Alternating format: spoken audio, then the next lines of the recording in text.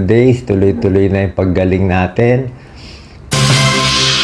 Masayang ibinalita ni Doc Willie Ong na lumiit na ang sarcoma cancer tumor sa loob ng kanyang tiyan. Ito ay nakumpirma matapos lumabas ang latest result ng kanyang PET scan mula sa kanyang magaling na Singaporean doktor. Makikita sa imahe na ibinahagi ni Doc Willie na lumiit na nga ang sarcoma cancer tumor kumpara noong hindi pa siya sumasailalim sa chemotherapy sa Singapore. 60% daw ang iniliit ng kanyang sarcoma cancer tumor sa loob lamang ng 6 na linggo niyang gamutan sa Singapore. Saad pa ni Doc Willie Ong, totoo raw ang milagro sa tulong ng Diyos. Ayon pa sa latest update na inilabas ni Doc Willie Ong, good news, Doc Willie sarcoma shrinks by 60% in 6 weeks.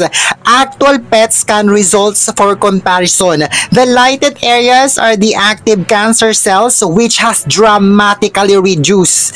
Miracles do happen. I can only say that God loves you. I have not seen a sarcoma respond as quickly as yours, says cancer specialist Dr. Ang Peng Cham.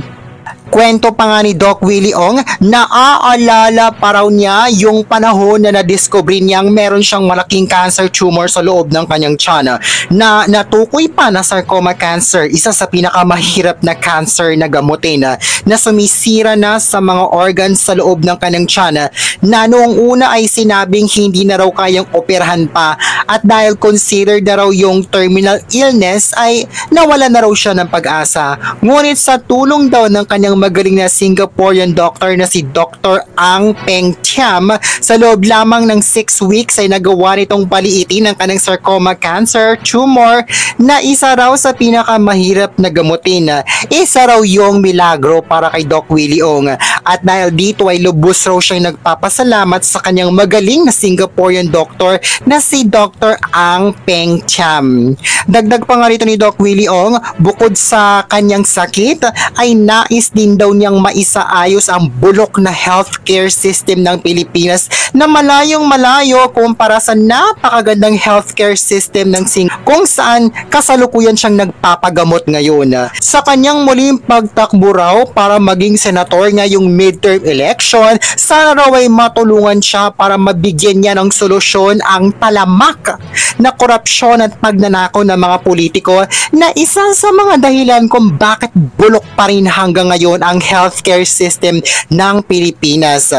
Ayan, makikita nga sa mga larawan na ibinahagi ni Doc Willie Ong na kasama niya ang kanyang magaling na doktor, Singaporean doctor.